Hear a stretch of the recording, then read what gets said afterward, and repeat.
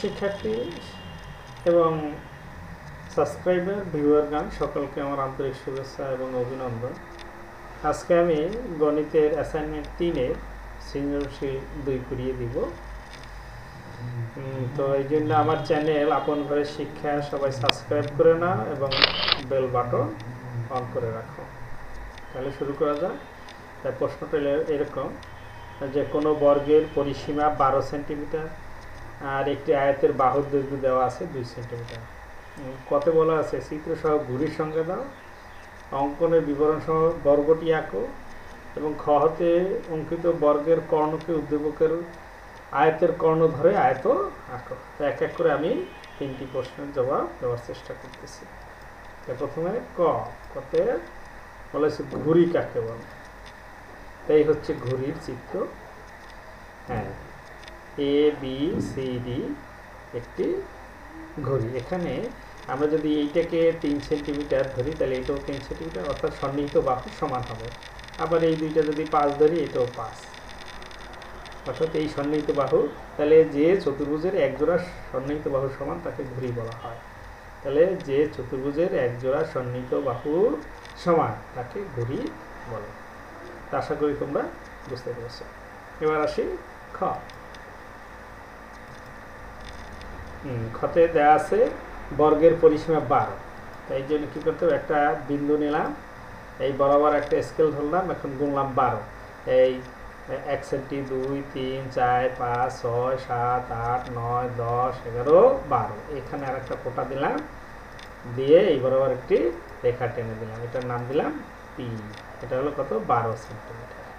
তাহলে আমরা 12 সেন্টিমিটারের একটা রেখা আনলাম। এখন যেহেতু বর্গের পরিসীমা এটা, অর্থাৎ বর্গের 4টি বাহুর সমান, তাহলে এই 12 সেন্টিমিটারকে সমান 4 ভাগে ভাগ করতে হবে। তাহলে আমরা পি নিলাম, এটাকে সমান 4 ভাগে ভাগ করবো। এখন এই পিকে কেন্দ্র করে অর্ধেকের বেশি ব্যাসার্ধ নিয়ে একটি এরকম কম্পাসটা ধরে একটা বৃত্তচাপ এখানে আঁকবো। ঠিক আবার নিচে একইভাবে নিচে ওই একই মাপ নিয়ে আরও একটি বৃত্তচাপ আঁকবো। এবার এই বিন্দুতে আঁকবো, এই বিন্দুতে এসে ওই একই পরিমাপ নিয়ে আরও একটি বৃত্তচাপ আঁকবো এবং নিচে ধরে আরও একটি বৃত্তচাপ এঁকে নেব। এখন এই বরাবর রেখা টেনে, তাহলে এটা এই পিকে সমদ্বিখণ্ডিত করা হবে। এবার আসি, এই যে অর্ধেক হলো, এই অর্ধেককে আবার 2 ভাগে ভাগ করি। তাহলে একইভাবে আমরা এইটার এই এখান থেকে এই পর্যন্ত এর অর্ধেকের বেশি অনুমান করে নিয়ে এর একটি বৃত্তচাপ আঁকলাম, নিচেও একইভাবে একটা আঁকলাম। ঠিক এই বিন্দু থেকে একইভাবে এখান থেকে একটা আঁকলাম, আবার এই নিচে এসে একইভাবে এখান থেকে একটা এঁকে দিলাম, আবার আমরা এই বরাবর একটা রশ্মি টেনে দিলাম। তাহলে এখন এখানে এই এখান থেকে এই যে ভাগটুকু হলো, এটা হলো p/4। হ্যাঁ, অর্থাৎ পি এর 4 ভাগের 1 ভাগ। এটা এই হতে এই পর্যন্ত হচ্ছে বাহুর দৈর্ঘ্য। তাহলে এবার আমরা বর্গ আঁকবো। বর্গের বাহুর দৈর্ঘ্য পেয়েছি এইটুকু, p/4। তাহলে যে কোনো রশ্মি বি নেই, বি থেকে এই p/4 এর পরিমাপটা আমরা প্রথমে আমরা এখানে একটা লম্ব এঁকে নেই। তাহলে লম্ব আঁকতে হলে যে কোনো ব্যাসার্ধ নিয়ে একটা বৃত্তচাপ আঁকতে হবে। এই একই পরিমাপ নিয়ে আবার এখান থেকে একটা বৃত্তচাপ আঁকতে হবে, আবার এখান থেকে ওই একই পরিমাপ নিয়ে আরও একটা বৃত্তচাপ আঁকতে হবে। এখান থেকে এবং এখান থেকে আরও 2টা বৃত্তচাপ এখানে একই পরিমাপ নিয়ে আঁকলাম।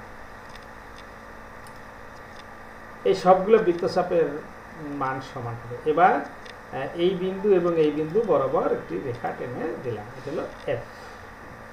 এইবার এটা হলো লম্ব আঁকছে। এবার আমরা এই p/4 এর পরিমাপ নিলাম। এই p/4 এর পরিমাপ নিয়ে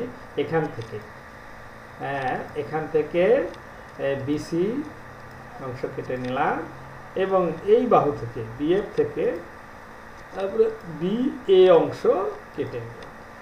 এখন এ ও সিকে কেন্দ্র করে ওই একই পরিমাপ নিয়ে আরও 2টি বৃত্তচাপ আঁকবো।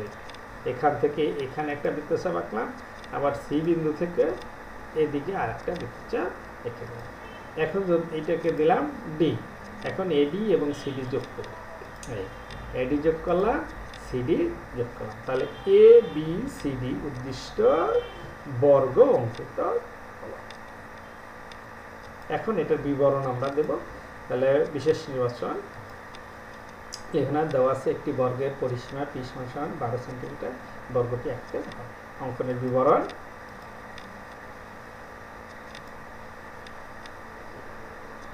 যে কোনো রশ্মি বি থেকে, যে বিই এ বি বিন্দুতে বিএফ লম্ব, 2 বিই ও বিএফ হতে, মানে বিই এবং বিএফ হতে p/4 এর সমান করে যথাক্রমে বিসি এবং বি অংশ কেটে, যে বিসি এবং বি এ অংশ কেটে নেয়। 3 নম্বরে এ ও সি কে কেন্দ্র করে p/4 এর সমান ব্যাসার্ধ নিয়ে এ বি সি কোণের অভ্যন্তরে দুইটি বৃত্তচাপ আঁকি। বৃত্তচাপ দুইটি পরস্পর ডি বিন্দুতে ছেদ করেছে। এখন এডি এবং সিডি যোগ করি, তাহলে এ বি সিডি উদ্দিষ্ট বর্গ। আশা করি খ তোমরা বুঝতে পেরেছো। এভাবে দেখে তারপরে তোমরা করে নিও।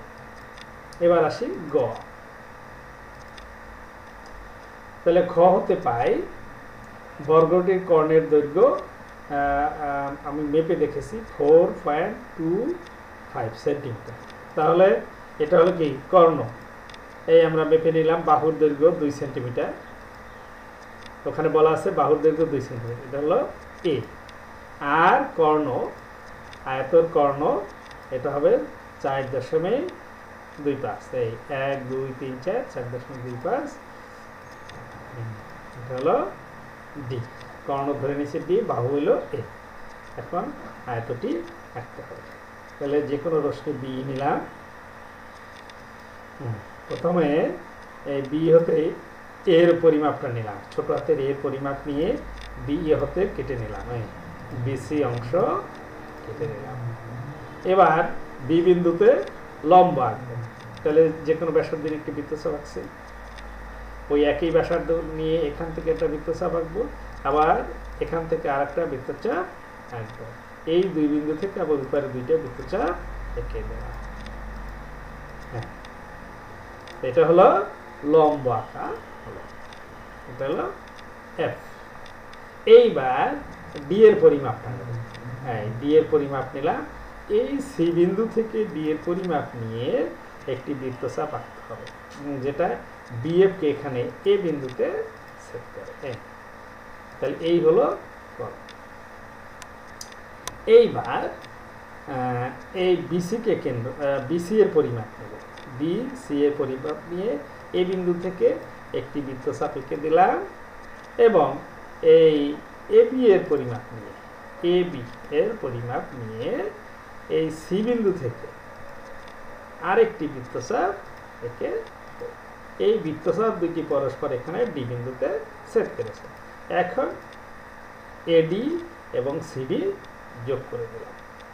তাহলে এ বি সি ডি উদ্দিষ্ট আয়তক্ষেত্র অঙ্কিত হলো। তো এখন অঙ্কনের বিবরণ বিশেষ নির্বাচন দেওয়া আছে। একটি আয়তের একটি বাহু এ সমান 2 সেন্টিমিটার ও একটি কর্ণ বি, এটা ডি, ডি সমান 4.25 সেন্টিমিটার দেওয়া আছে। আয়তটি আঁকতে হবে। এটাকে একটু ঠিক করে নিয়ে এটা ডি লিখবা। অঙ্কনের বিবরণ, অঙ্কনের বিবরণ যে কোনো রশ্মি বি থেকে বিসি সমান এ কেটে নিয়ে, তারপরে বি বিন্দুতে বিএফ লম্ব বিসি আছে, বিএফ লম্ব বিসি আছে। সি কে কেন্দ্র করে ডি এর সমান ব্যাসার্ধ নিয়ে একটি বৃত্তচাপ আঁকি। এই সি কে কেন্দ্র করে এই ডি এর সমান ব্যাসার্ধ নিয়ে একটি বৃত্তচাপ আঁকছি, যা বিএফ কে এই বিন্দুতে ছেদ করেছে।